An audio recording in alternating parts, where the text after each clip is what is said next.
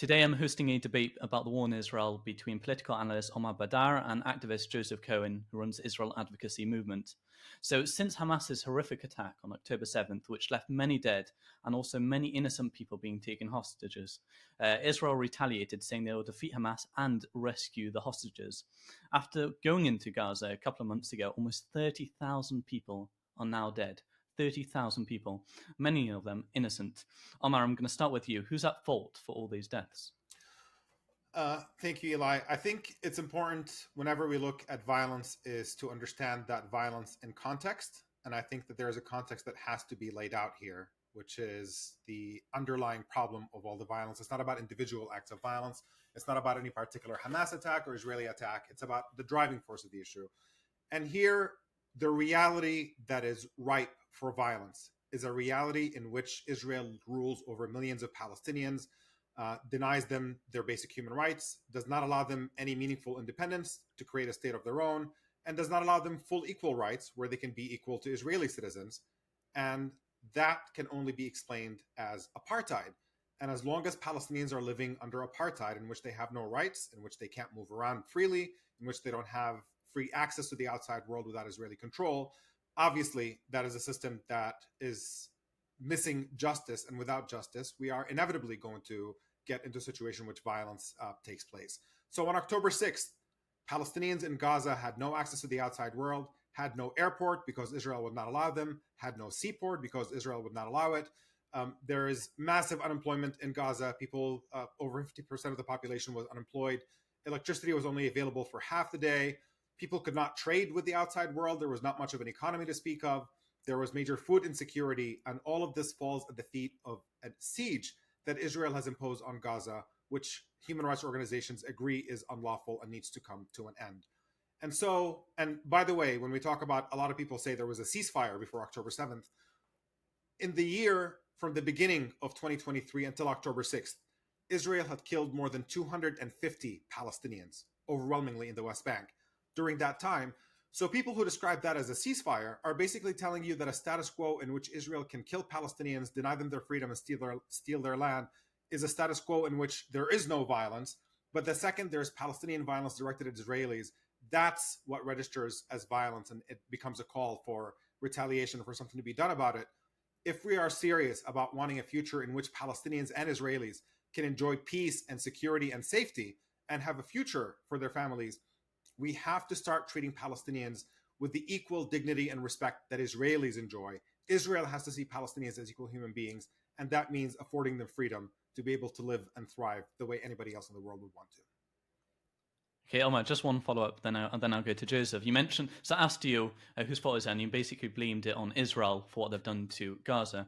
Let me ask you a question. Do you think it makes a difference, or do you think Hamas poses a security threat to Israel, Yeah. and do you think that makes a difference? Sure. No, I just want to be clear that obviously anybody who carries out an attack on civilians is responsible for their own actions. So this is not about taking responsibility off of the people who engage in violence, but this is about understanding the broader context and who's responsible for creating a situation in which this kind of violence is inevitable. So there's no question that Hamas does pose a security threat to Israel. But if Israel wants to defuse and defeat that security threat, you have to understand what produced Hamas. And what produced Hamas is decades of Israeli oppression and violence that made Palestinians hopeless, no prospect for freedom. They've pursued every peaceful avenue to try to achieve freedom. And only when all the doors were closed do militant groups find fertile ground to recruit and have people who are suffering despair and anger resort to violence. And if we want to end that violence, you have to end the underlying injustice that drives Palestinians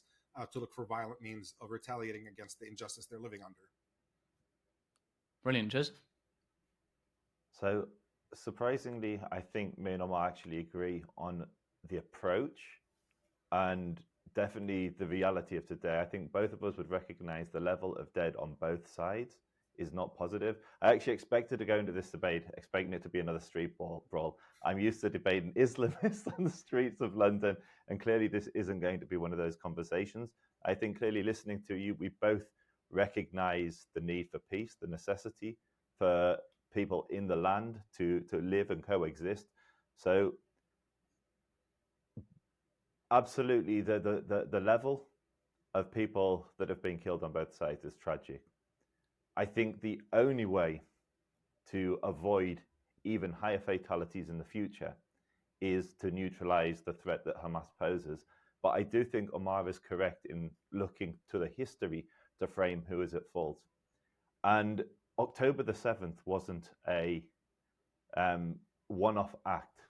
Since the very inception of the State of Israel and before the State of Israel, there has been political violence waged by the Arabs because they do not recognize a state, a Jewish state, within any of the lands. So in 1937 you could argue in 1921, the majority of 75% of British Mandatory Palestine was given to the Arabs. That became it was almost by accident it became an Arab state, but it was given to Jordan when Abdullah marched into Jordan and declared it, and Kirkbride handed over 75% of the land because the British didn't know what to do. What was remaining, the Jews expected to be a Jewish national home. In 1937, so a few years later, they were offered 3.5% of British Mandatory Palestine in the Peel Commission. And the Arab response to that was rejection to Jews even having 3.5% of the land. And there has been continued violence pretty much from the inception. If you look at someone like Haj Amin al-Husseini, who was the leader of the Palestinians, or a leader of the Palestinians, representing the largest body of Palestinians, in 1947, he declared, "Oh, my Muslim brothers, I declare a holy war, slaughter the Jews, slaughter them all." And we're hearing exactly the same sentiment today expressed by Hamas. And so who is it responsible for the current conflict? You're right, Omar, I agree. It doesn't start on October 7th. It doesn't start on October 6th. There has been continued violence. And until in my opinion, the Arabs of the region can recognize a Jewish state, not just a Palestinian state, but a Jewish state alongside a Palestinian state, I think we will have continued violence. And that's what I pray speedily, that our people can come to some sort of coexistence. So, Joseph, just to push that, who would you blame for the war? Would you blame it totally and utterly on Hamas? So I would blame the war, the current war, the escalation that we're experiencing today, absolutely on Hamas, because they invaded Israel, took hundreds of hostages, murdered 1,200 people. But I do think Omar is correct in saying it didn't start on October the 7th. There is a history that goes all the way back to two people, both vying for statehood on the same piece of land. Omar, do you want to respond? I do. A couple of things. First, on kind of like inflammatory quotes by Haj Amin al-Husseini or others, I think those miss the point. I mean, we have people currently sitting in the Israeli government. Itamar Ben Gvir is somebody who celebrated the massacre of Muslims in Hebron in 1994 when Baruch Goldstein killed 40 of them in the mosque, dresses up as Baruch Goldstein, expresses anti-Arab sentiments all the time, and has basically been convicted by an Israeli court of anti-Arab racism and incitement and terrorism. So we could go down that list endlessly of sort of inflammatory quotes that we can find on both sides of people who have said jarring things about the other. And we have a climate in Israel in which, frankly, anti-Arab sentiment is, I'm sure Joseph knows, quite dominant in the political culture. Chants of death to the Arabs are extremely common in Israeli protests. To me, it comes down to the fact that hate is a symptom of the conflict and not the driving force of it, and that the driving force is political injustice. And if you're interested in resolving hateful feelings that people have, you start with the political injustice, very much as we saw in South Africa during the apartheid era. You had to end apartheid first, and then the truth and reconciliation process could be commenced when people can actually sit across the table from each other as equals. I don't want to get too bogged down in the history. I'll note a couple of things. One is that Palestinian resistance to the creation of Israel came from the threat of Palestinian displacement. The myth of a land without a people for a people without a land simply just was not true. And the Peel Commission in the 1930s concluded that any creation of a Jewish state in which Jews would become a majority would require significant displacement of a Palestinian population. And that's effectively what Palestinians were objecting to.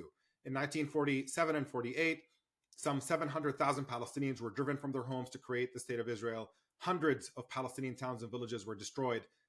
that to me is the inception. That's the cause. It's not just blind hatred. It's opposition to being displaced from your land so somebody else can come and build a homeland on it. And without, once again, to me, we can get into the history and we can get really deep on it.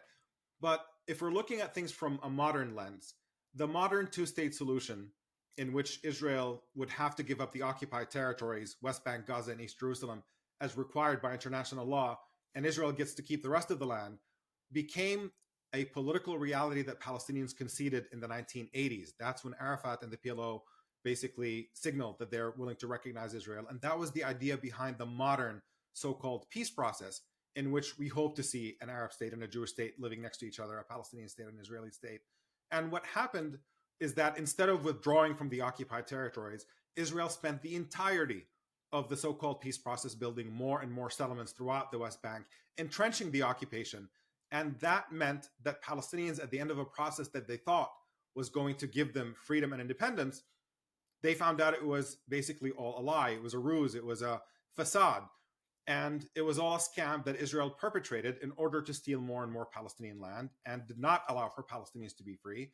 And you have the Israeli government today, Netanyahu, and many other politicians in Israel openly saying that there will never be a Palestinian state. That's why the prospect of dividing the land in a modern sense has failed, and why Palestinians, despite bending over backwards to effectively cede the majority of the land that they see as their historic homeland, has basically not led to anything positive.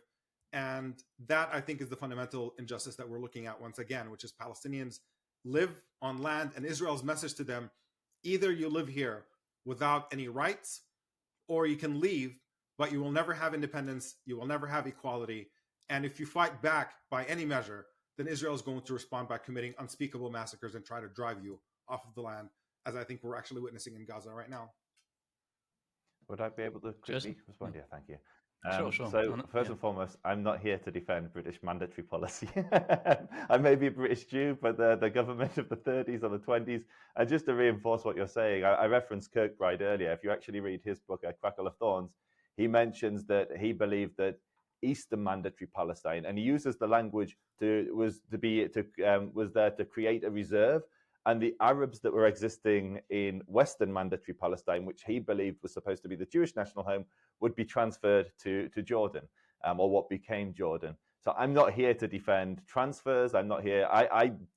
Any solution in 1920, in 1940s, today, that entertains transferring populations of people and creating refugees, in my opinion, is immoral and unjust. So anyone advocating for a Palestinian state that believes that 500,000 Jews need to be thrown out of their homes, that's immoral. Whatever happens to that region, whether there's one state or two state, there are people that have been born into those cities that have lived there for generations now, just in the same way many of the Arab settlements that have sprung up in the West Bank have also now been born there for like third generation. The real issue, I think, where we have a disconnect, Omar, is who is at fault. So I recognize many of the frustrations that you cite. I see them as consequences of decisions that the Arab leadership has made continuously. Every single time the Palestinians have been offered a state, they have, in one way or another, turned it down. Whether it was Olmert's deal in 2008, which offered them the majority, the overwhelming majority of the West Bank, with transfers of land, which I'm sure you're more than familiar with, but this is just for the audience, with transfers of land so that they would actually end up with more land, with the old city and the holy basin, so the holy sites to Jews, Muslims, and Christians, being under the custodianship of not just Israelis and Palestinians, but Jordanians, Saudis, and Americans.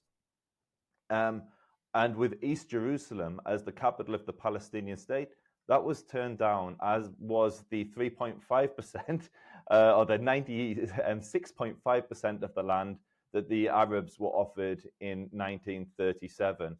So there's been this continuous rejection of a two-state and continued violence in which Israel has enforced policies which you object to clearly, from the occupation to restrictions on movement, certainly into Israel. But this is all a consequence of decisions that have continued to be made by the Palestinians. To this day, every Palestinian leader, almost without question, believes that from the river to the sea is Palestinian land. And the overwhelming majority of them reject a Jewish state, but some of them will recognize a Palestinian state in the West Bank and Gaza, but they say that as a first step, which is what they regularly say. And rather than bringing quotes, which will disbore everyone, we know this is a reality. There are two different things that are said, one to the Palestinian people and another to maybe the international press. And so if we are to look at history, there has to be some agency on the Arabs and the Palestinian people, particularly the leadership, as to why we're in the situation we are today. The policies you disagree with are there for a reason. They're a security concern. Wait, so just before we move on to two-state solution, I just want to go back to the question I already asked about who's at fault for the deaths. So I just want to push you on one point about that. If Hamas had infiltrated themselves within Israel instead of within Gaza, so they would infiltrate themselves in Israeli neighborhoods, in Israeli buildings, would the IDF use the same strategy as they are using now, which has resulted in a lot of people dying? So was that to me or to Omar? Yeah, sorry, to you, could you Joseph, repeat the question? Apologies. Yeah. If the IDF, if Hamas had infiltrated themselves within Israel instead of within Gaza, and they've infiltrated themselves in Israeli neighborhoods, in Israeli buildings, would the IDF use the same strategy to get rid of Hamas as they are doing right now in Gaza? I visited 2.5 weeks after the massacre. I visited the Gaza envelope, so the area around Gaza. And I looked at the level of devastation that Hamas had inflicted on civilian communities. But you also witnessed the firepower that the Israelis had to respond to such a considerable threat within its own territory. Israel will do everything at its disposal within its ability to rescue those hostages and to save its people. I think the reality that the kind of engagement that we're seeing is not out of Israel's desire to see Palestinian or dead Palestinians. It is a direct consequence of Hamas spending 17 years fortifying Gaza City, digging under schools, UNRWA headquarters, mosques, turning civilian neighborhoods into military positions, and then bringing hostages into those and bringing the IDF into this neighborhood. Israel has no choice but to respond in these areas. The latest escalation flare-up in Rafah is a great example. We know that Hamas have at least 4 battalions in Rafah. We know that they have hostages there because we've just rescued some of them. And so Israel is in this horrible position where Hamas, who are focused on maximizing civilian casualties, be they Israeli or Palestinian, is forcing a battle on its terms. And so I think you would see a difference in response, but you would still see a strong military response, which is exactly what we saw in the Gaza envelope, to directly answer your question.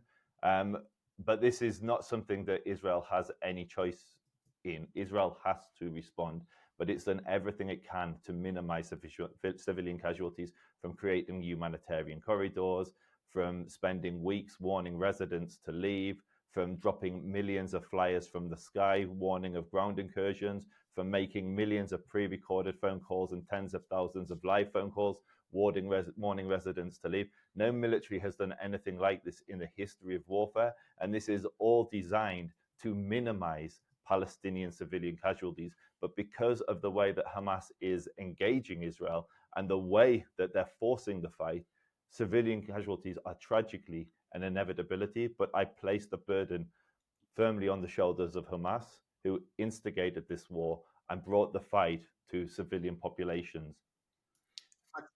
Okay, so sure. Yeah, sure. I just want to respond on both counts, on the two-state solution and on Gaza, if that's okay, real quick. Sure, yeah. Look, I just want to be clear that I'm using Joseph of being dishonest. I think he is engaging honestly, as far as I can tell. Seems sincere in your perception of the issue. And you're repeating, frankly, a dominant narrative. So it's understandable that that's the dominant narrative about Israel making generous offers to Palestinians for statehood and Palestinians rejecting them. But the simple truth is, if Israel were genuinely interested in granting Palestinians sovereignty during the so-called peace process, they would not have spent the entire peace process building more and more settlements on Palestinian land, and that population doubled between 1993, the settler population of the West Bank, and 2000. And the so-called generous offer that Israel made in 2000, frequently cited as the most generous official offer put on the table by Israel. Israel's foreign minister at the time, Shlomo Ben Ami, later said, had he been Palestinian, he would not have accepted it. So we can get into details and nuances about land trades and what this means and the majority of this and the minority of that. All of the West Bank is occupied Palestinian territory. All of it Israel is legally obligated to withdraw from. And Israel never offered a full withdrawal. We can dispute details here and there, but in the face of Palestinians recognizing Israel on nearly 80% of the land, as recognized by the UN, to turn around and say what further compromises Palestinians are supposed to accept when it comes to the West Bank, I think is kind of missing the point, which is that Palestinians have made already a historic compromise to try to share the land, and Israel, because it holds significant power over them and behaves as a dominant force over an occupied people, did not see the need to really come to a reasonable agreement with them, and thought they could confine them to tiny areas of the West Bank and tell them they could call it a state and call that a day. But that's not a state by any stretch of the imagination. It's not a viable Palestinian state that really has sovereignty and controls its borders and where people can move within it with complete and total freedom. On the question of Gaza and Israel's conduct, I think we have a debate about whether Israel is behaving proportionately or disproportionately or taking enough measures to protect civilians that I think completely misses a more sinister motive underneath, which is that Israel's war on the civilian population in Gaza is a deliberate war on that population, not an unintended consequence of a war on Hamas in which Palestinian civilians happen to suffer. Israeli leaders have been very clear. They called for the cutting off of water, food, electricity for the entire population of Gaza. That's an act of collective punishment as recognized by the international law. They've engaged in indiscriminate bombings of so-called safe zones with massive 2,000-ton bombs that have obliterated massive civilian areas. And human rights organizations who have a better sense of Israel's conduct rather than the word of its own leaders and military officials have said that Israel is committing war crimes in Gaza by engaging in indiscriminate killing of civilians and indiscriminate bombing of civilian areas. And then you have the conduct that Israeli soldiers themselves, filming themselves on TikTok and posting videos of celebrating the deaths of tens of thousands of people, saying we're destroying all of this so Palestinians have nowhere to come back to. So between the statements of Israeli leaders, between the natural consequences of those bombings, and between what Israeli soldiers themselves are saying when they're posting these videos of the atrocities they're committing, it's pretty clear that the civilians are the intended target of this war, and that, frankly, it's primarily a war of vengeance for October 7th. It's the sense that we have to exact a heavier price from Palestinians for what happened on October 7th, in light of the fact that there doesn't seem to be a clear, real political or military objective that Israeli leaders know they're going to be able to achieve. There's a lot of uncertainty about whether they can get rid of Hamas, about what the future really looks like, about whether they can rescue any of the hostages.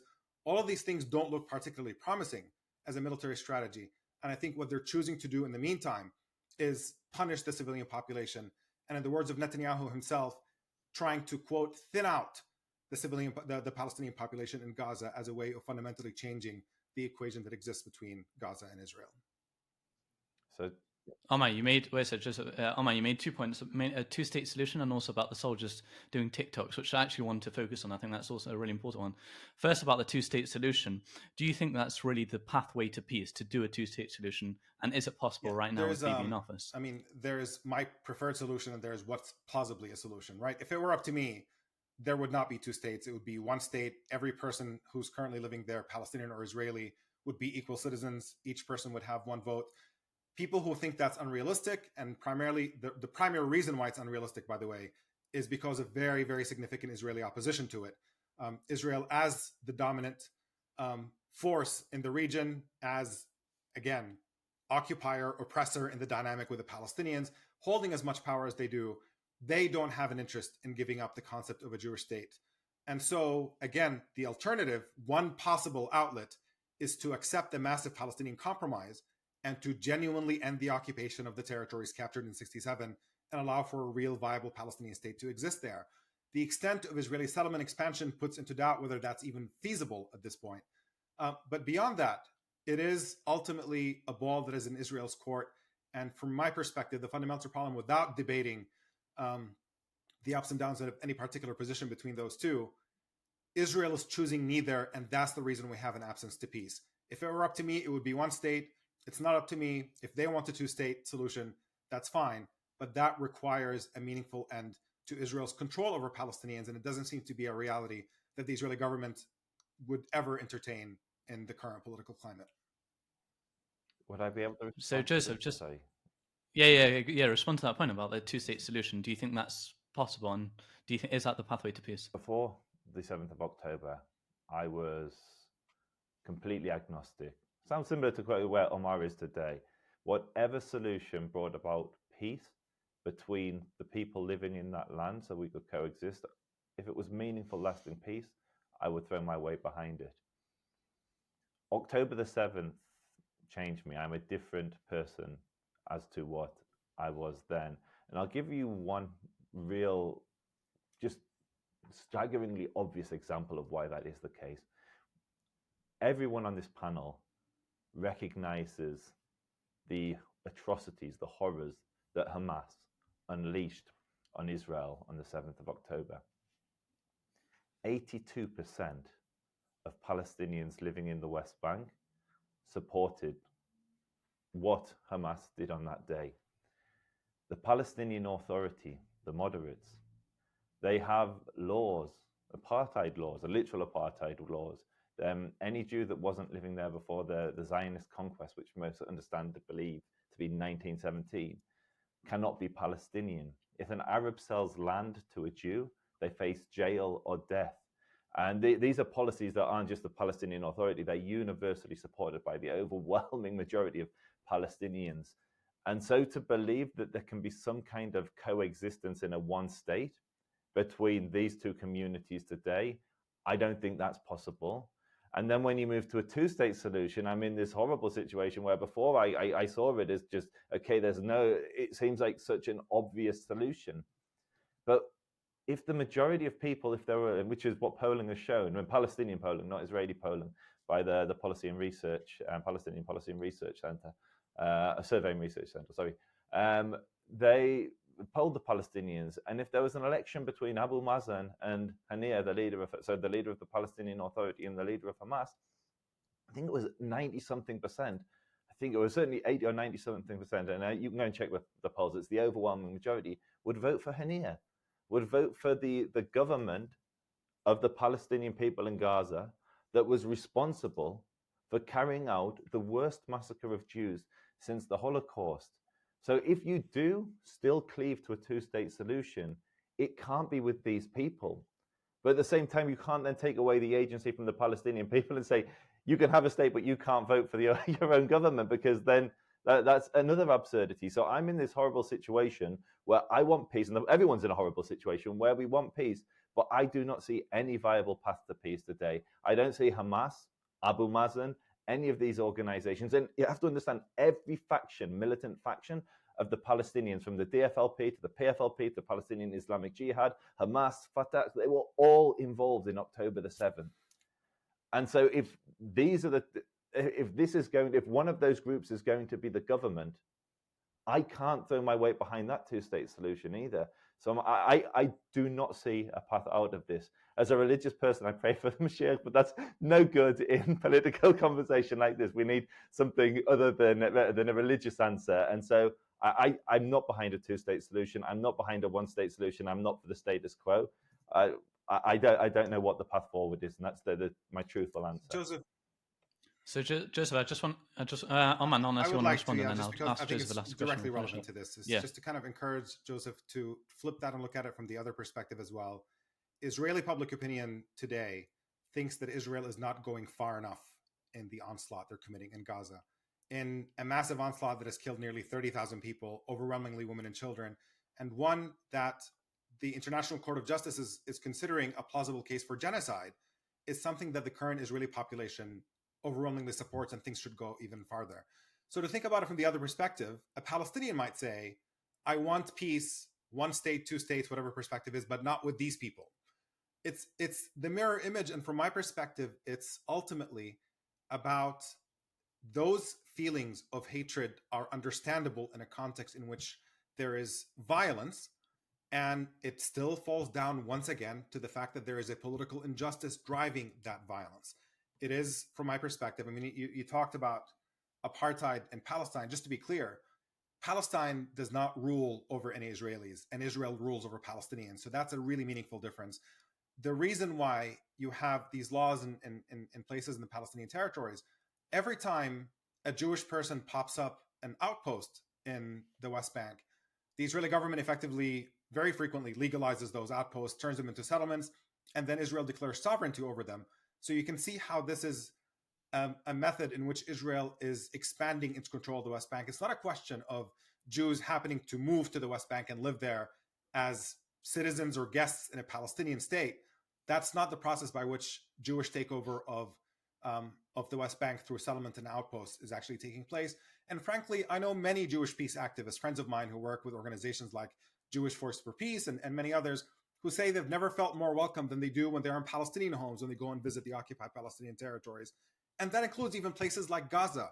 So it just tells you that what's at root here is the fundamental injustice of Zionist takeover of Palestinian land as the driving force for feelings that we can all acknowledge are not helpful, are counterproductive, are not helpful for a prospect of peaceful coexistence.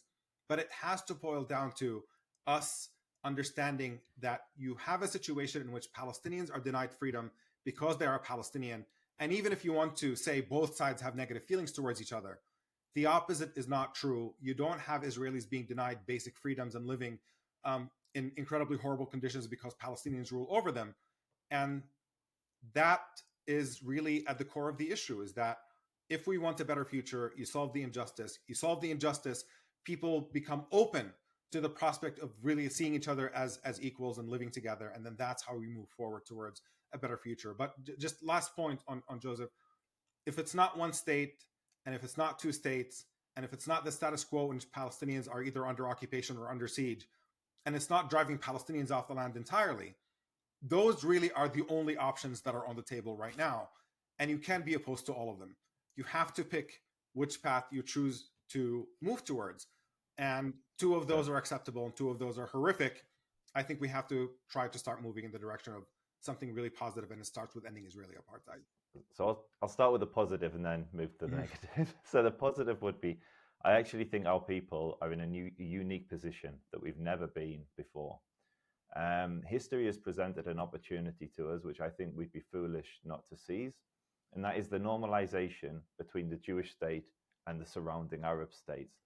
So today, the overwhelming, the strongest connections that the Palestinians have politically, economically, are with forces that want to destabilize the region. Iran, Qatar, Turkey, all of whom have either imperialist or their own agenda for being involved in this, in the internal politics of the Palestinian people. Iran being the biggest influence.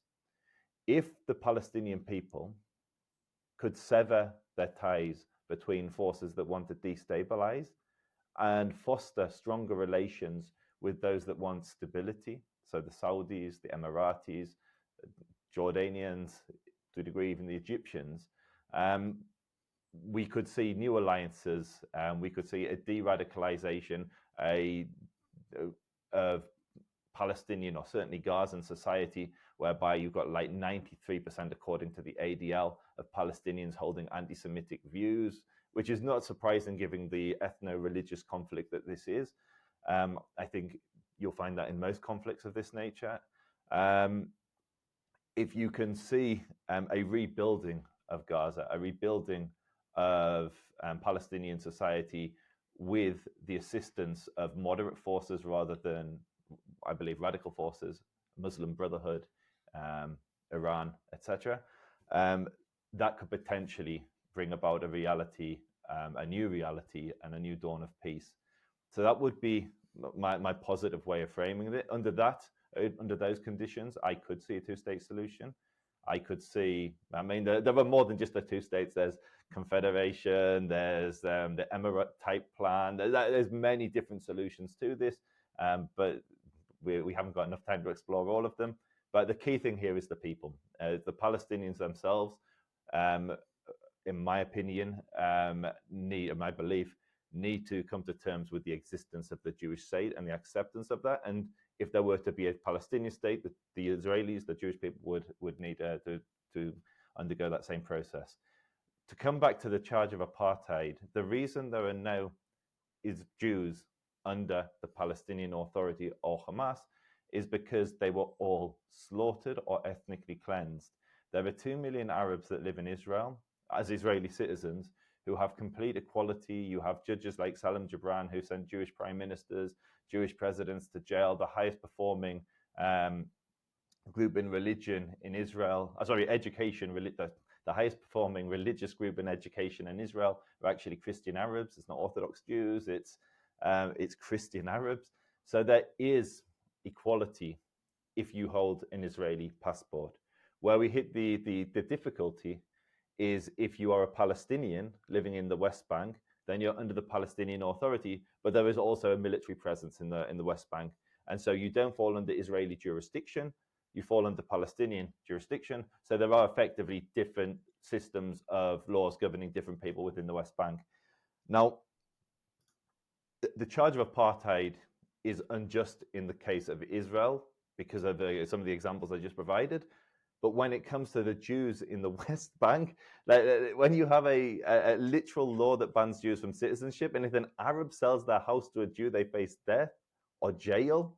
When you have the overwhelming majority of Palestinians consistently saying that they don't recognize Jewish presence there in the land, and that if there were a two-state solution, the Jews should be kicked out. Who is suffering from an apartheid? Any Jew, or who would be suffering from apartheid, would be any Jew that were to fall under this system.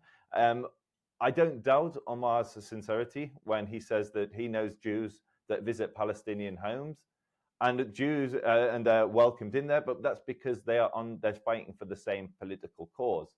And under Islam, under Hamas, the Jews would be al-Kitab, one of the people of the book. We would be one of the Dhimma.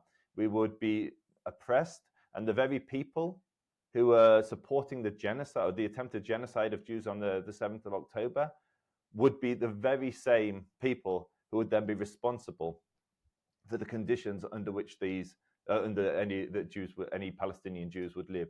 And we know from history that wasn't positive. Whether it was under the Ottomans, whether it was under the Mamluks, the Jews were slaughtered when they were under extremist ideologies like Hamas. That's not to say that Hamas is the only ideology there, but this supremacist Islamist ideology would not lead to a liberal democracy where Jews and Jews and Arabs have complete equality.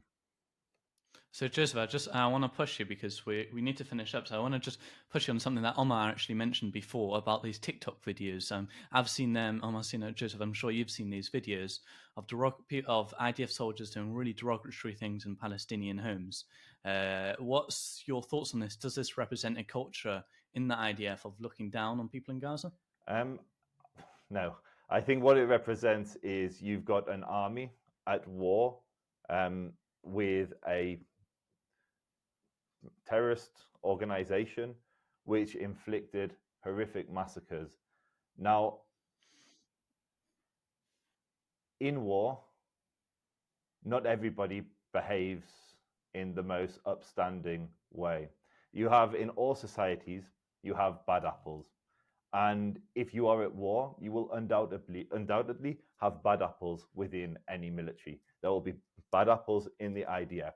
If someone held racist views before they went to war, they're not going to suddenly abandon those racist views. So they may say something offensive on camera. They may do something problematic. And I am sure there are Israeli soldiers serving who've done things that I wouldn't support.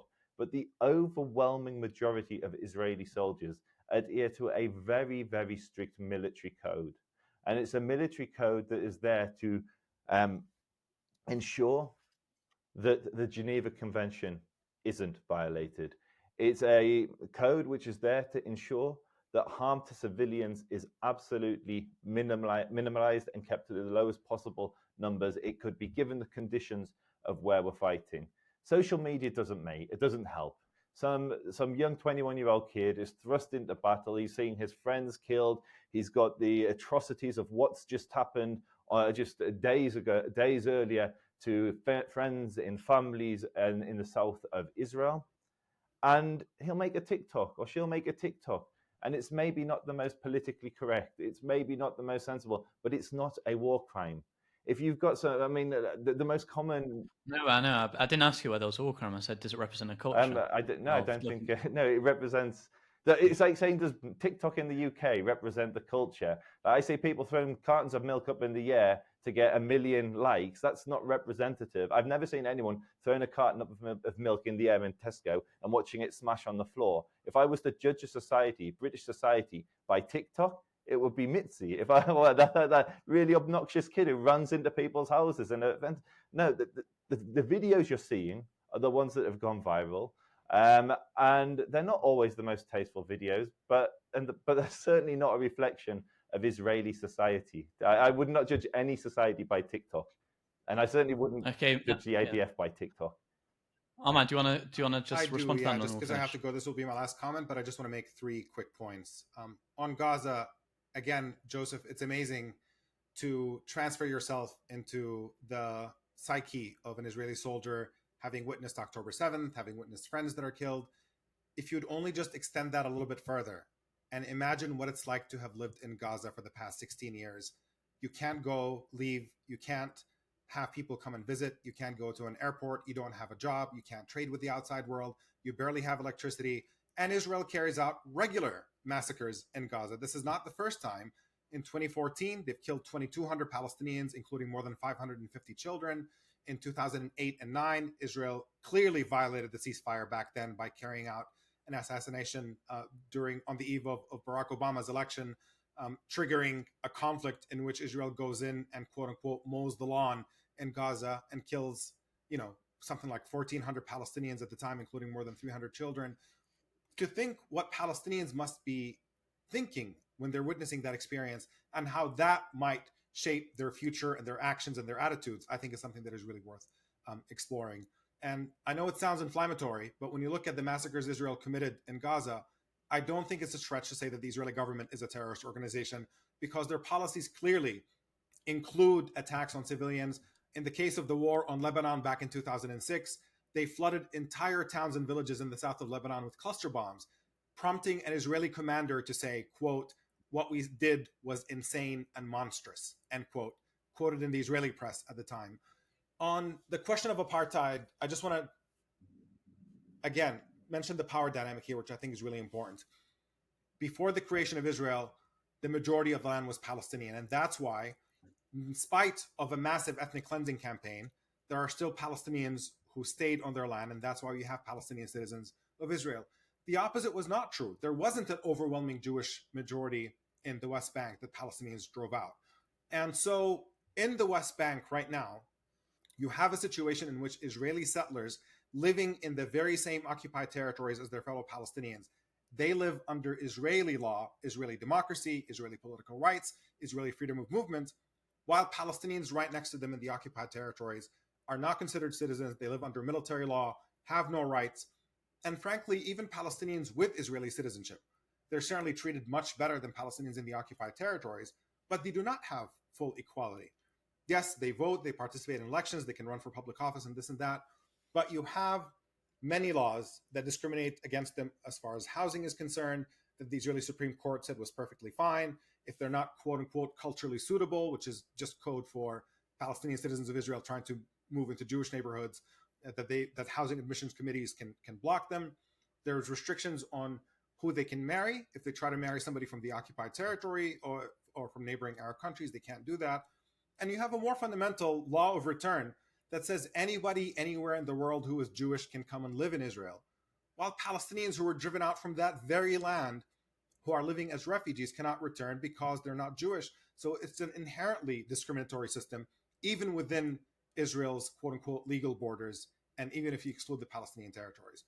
The last thing I want to mention is on the what Joseph saw as a positive sign of normalization of relations with neighboring countries. We should be clear about the fact that there was something called the Saudi Peace Initiative that later became the Arab Peace Initiative, in which the entire Arab League offered to fully normalize relations with Israel if Israel fully withdraws from the occupied territories. And what Israel responded with is to say no and to expand settlements more and more.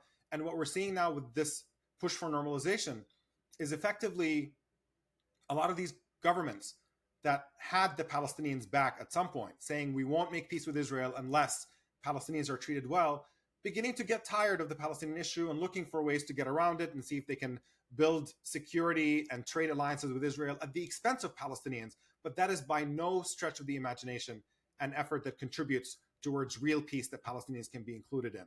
At the end of the day, there will not be peace until Palestinians are free, and Palestinians will not be free until there is a complete and total end to Israel's occupation over Palestinians. Thank you so much for joining, Omar. Thank you for joining, Joseph. Thank you.